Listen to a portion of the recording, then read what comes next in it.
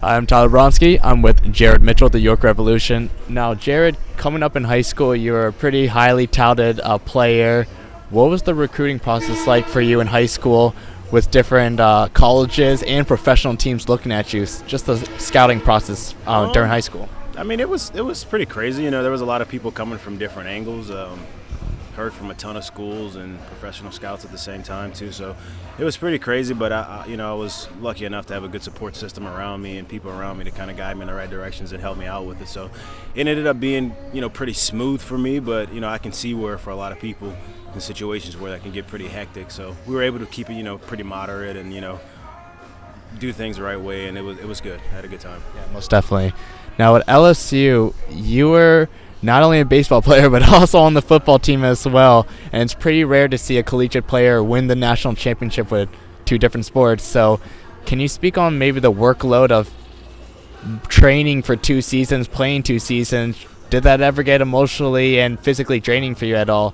I mean, honestly, it didn't. But I think it's also one of those things that you don't really understand what you're doing while you're doing it until you step and you finish and you get away from it and you kind of take a step back and you're like, oh my God, because I really didn't have any time off the entire time I was there, and it was one of those things where you're young and you feel great, so you're just running around and ripping and doing everything, and it's kind of whatever. But then getting in the pro ball where you're just focusing on one thing, and I was able to have like an off season and time off and time to recover, and you're like, oh my God, how did I do what I did then for that time? So it's pretty crazy, but like I said, during it, fun, great, and it was one of those things where you just don't really realize what you're doing while you're doing it. Why'd you choose baseball over football professionally? What put baseball over the edge for you? Well, I mean, I went into college, loving sports as a whole. I got to high school and I chose to stick with just football and baseball because those are the 2 sports I love the most, and I felt like I had a great opportunity at each. I was able to go into the college level and play both of them. So for me, when I got to college, I was thinking I'm going to go out there, every day on both sides of this thing and give it my all, and whatever opportunity, arises is the best opportunity. That's the way I'm going to go, knowing that, I had equal love for both of them, and it didn't really matter which one was which. So. Now, in 2009, like I mentioned earlier, you played in the College World Series for LSU. You guys were the number 3 seed, going up against a tough number 1 seed in Texas. They had some future big league guys, Brandon Workman, Brandon Belt.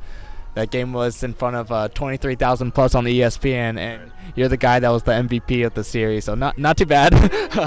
But first off, can you speak on where that whole day lands on accomplishments for you in terms of your baseball career, and just second off, what was the mentality of the team that day, just going in against Texas? I mean, we had a special group of players that on that team that we had that year, and it was one of those things where it was great because the year before we had gotten to the College World Series, didn't win it, obviously, and we virtually had the same team coming back the next year, and we had a lot of guys that were draft eligible. But what I say it was special is because from day one it was a group of guys that was all about what the team needed to do that year and all about knowing what we had the opportunity to do that year. So that was, when I say it was special, it's pretty up there, and it's pretty high up there because that was outside of football and baseball for me. I think probably the first time where I got a chance to really see everyone working towards one goal and what you can accomplish when everyone is pretty much together. So it was a pretty special time. Yeah, now you just spoke on it. That's a special group over there in LSU, and some of those guys are actually playing pro ball now. Guys like Anthony Ronaldo, DJ LeMahieu, Mike Matuk with the Tigers. Do you still follow those guys' careers and just how they're doing in pro ball? Keep in touch with those guys? I mean, it's funny because it's actually like a fraternity. Me and Mikey and Anthony and Ryan Schiff, DJ will come down every now and then. We literally have a group of guys, Leon Landry, a group of guys that all live down there and pretty much train and do everything together. I'm still really good friends with Sean Ochenko, who is now the grad assistant at at school now. The hitting coach is Micah Gibbs, who played with me. The recruiting coordinator is Nolan Kane, who played with me there. So it's almost like none of us left Baton Rouge. So we all get a chance to be around each other in the off season. So that makes it a pretty special situation, and it's pretty cool. So to answer your question, I'm actually really close with all of them still. Awesome, man. Yeah. Definitely. Now, you started your professional career with the Chicago White Sox. You were a first-round selection by them. Again, highly touted prospect. You even played in the Arizona Fall League. What are some of the things you took from the beginning years of your professional career with the White Sox? Maybe some of the highs and lows that you experienced in your first few years in pro ball. Just learning how to stay even keeled. I think that's one of the things when I was really young getting into this, not knowing how to deal with really deal with the lows and the highs of it. And I guess, as you get older and you keep going through it, is learning that, a 20-game period, no matter how good or how bad it is in this game, really doesn't mean anything. Yeah. And if the 20-game period of the bad really affects you, then this sport really isn't for you.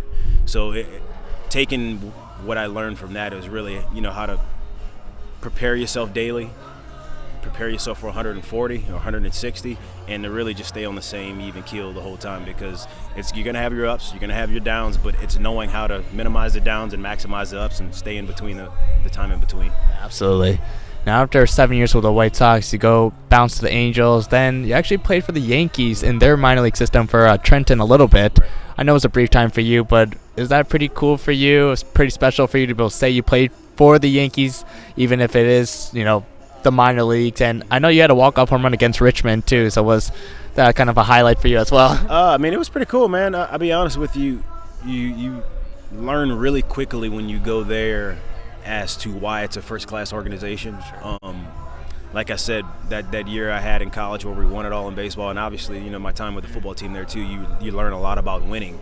And it was so funny to me to see a lot of the similarities that I saw with the things that we did at LSU, football and baseball, that they do there. And it's, like I said, you really learn really quickly why that's a first-class organization and why they are so successful and why they're such the pinnacle of this sport.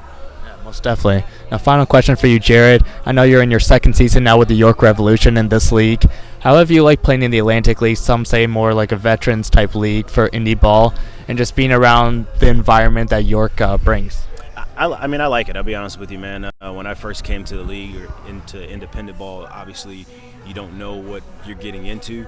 So to come here and actually see the kind of experience and that talent and the ability that's actually here, it makes it a lot of fun, and there's a lot of competition. So to be able to come here and do stuff and put up numbers here and play well and have a team that wins here, it's fun, and it has some validation to it, to what you're doing. So thank you, Jared. Well, all the best to you this season, and just thank you for your time.